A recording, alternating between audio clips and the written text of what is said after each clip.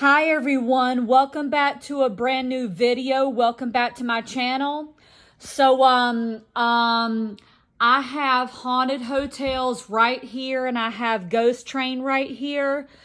I'm gonna go ahead and record haunted hotels and I have Ghost Train right here. And those of you who are a narrator for the Travel Channel, and if you work for the Travel Channel company or the Discovery Channel company too, and if you think that a Ghost Train should be a documentary on the Travel Channel and Discovery Channel, and and and and it's about when the people go back in time, back in the 1700s and the 1900s and the 1800s, and when they die, they return as spirits. So those of you who think that Ghost Train should be like that on the Travel Channel and Discovery Channel I'm going to show you an example. I'm going to show you an example on haunted hotels, and you let me know and you let me know if it should be like that on the Travel Channel and Discovery Channel with Ghost Train, okay?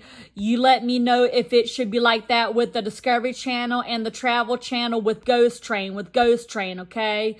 So please know what I'm talking about when you watch this, okay?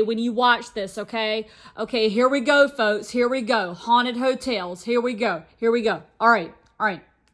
Story, which can be charming or terrifying, depending on how the spirit moves them, and which room the spectre chooses to haunt.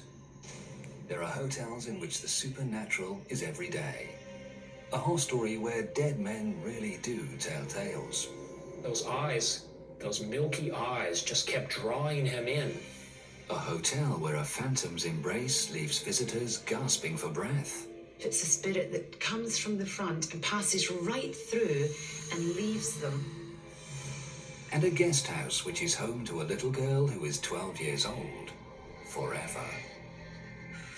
She hates lights. She likes it when it's nice and dark. Explore another side of the distant past, where ghosts search the night for answers and departed spirits walk once more.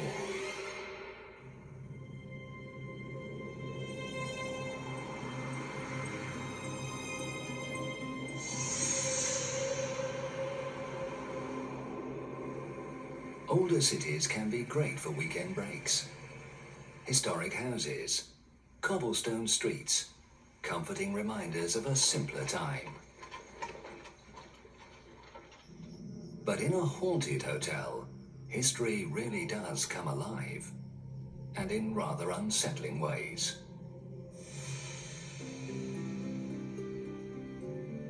Nestled among groves of walnut trees, the Snowball Mansion Inn is the pride of Knights Landing, California. According to innkeepers Cheryl and James Furing, in the 1870s, this Victorian Italianate villa was the grandest building in town. Snowball Mansion is a very elegant lady facing the Sacramento River.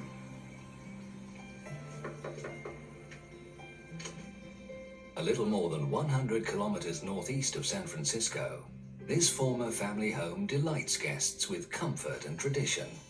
Its furnishings taken straight from the Victorian era. We tried to make a guest feel that they were stepping back in time. The mansion was built to last, constructed entirely from mud brick. The mud was taken from the river, and it took 5 years for all the bricks to be made. Even the interior walls are brick. Walls built to last for centuries. Walls that once muted an anguished cry, that now echoes through time. The haunting story of Snowball Mansion began more than a century ago, in the 1870s, when a businessman called John Snowball built this house for his bride, Lucy. John and Lucy Snowball were very happy together. They spent a lot of their time in their home and enjoying the grounds, reading in the grove. The sound came from the land. Before long, the couple was blessed with a daughter. For Lucy, the child was welcome company when John's business took him far from home. I don't think it was easy for Lucy, and her husband was away on business a lot. So when he returned home, it was a special time for her to spend time with him. Each time John returned from a trip, Lucy delighted in hearing about his travels. But on one night, this simple pleasure would rob the couple of their greatest joy. John had just returned from his trip, and Lucy was glad to see him. She went in to spend some time with him after putting the baby down. Lucy had intended to spend the night in her room next to the nursery, but the long day had taken its toll. She fell asleep beside John instead, listening to stories from his recent trip. Lucy slept peacefully, never dreaming of the dangers this night would hold for her infant daughter.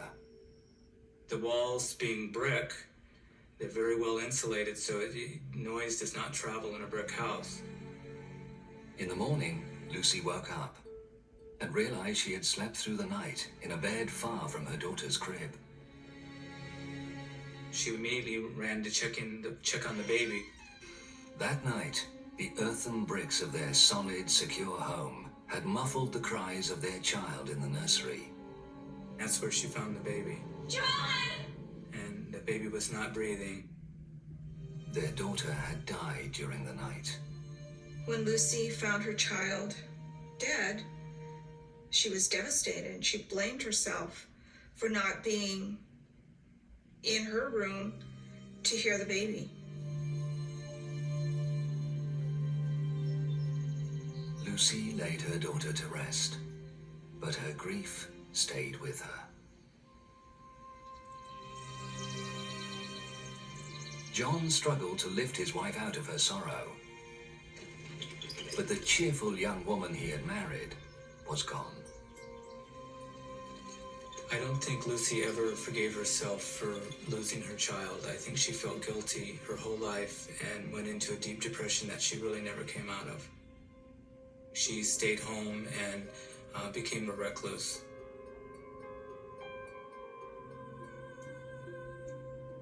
Lucy spent a lot of time in the nursery. For weeks, they would find her in there, sitting by the crib. Though she lived into her 70s, Lucy Snowball took her grief with her to the grave. And according to some, even death has not brought Lucy peace.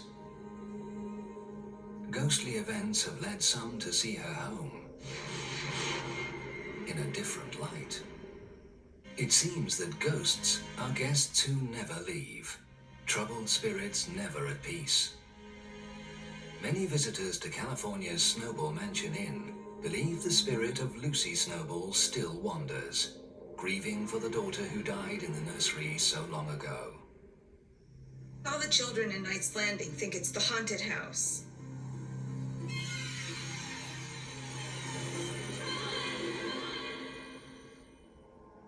Even the current owners feel there is more to this mansion than meets the eye. The oddest feelings is when the windows rattle. It's common for the windows of old houses to rattle in the wind. But at Snowball Mansion, the pattern is most uncommon.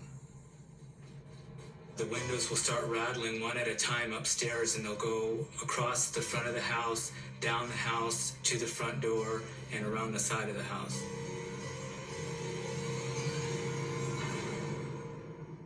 People that aren't used to it or have never seen it are quite startled by it. Those who hear Lucy's sad story believe they know the reason for the shuddering windows. It seems sometimes that Lucy attempts to waken guests so that they can check on their family to prevent maybe another tragedy. Lucy's warnings can take many forms. Rattling doors and windows, smoke detector alarms. They say sometimes she even comes to the front door. In the early evening, at dusk, the doorbell will ring, and I've gone to answer the door, and nobody's there. I'll step out onto the porch, look around, nobody's there. And you kind of get a odd little feeling. Some guests report that Lucy's activities go far beyond rattling windows and ringing bells. About 25 years ago, a renter lived in that room, and he started seeing Lucy appearing to him. It always happened in the middle of the night when she would come, and he would wake up and see her.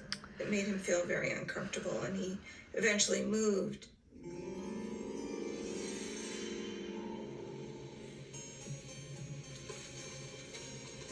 Recent guests at the inn say they've spotted Lucy, still trying to do the best for her baby.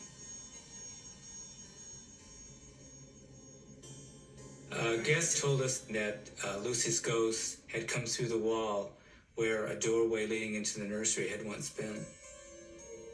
I believe Lucy is still in the house because she has never really gotten over the loss of her child.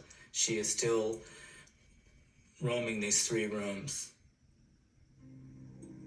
Guests sense Lucy's spirit is veiled in sorrow.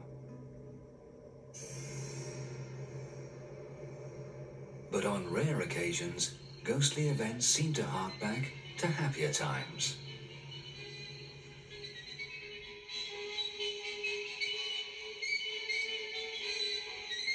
There's been reports from some of our guests that they've heard old-fashioned music coming from the old ballroom upstairs.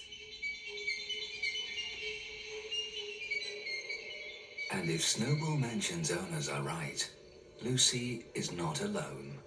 Another spirit is there to comfort her forever. I'm sure if Lucy Snowball spirit is here, that John Snowball spirit is here also, at Lucy's side. While some spirits seem to be able to draw comfort from those around them, others appear fated to more solitary pursuits, taking their secrets with them to the grave and beyond.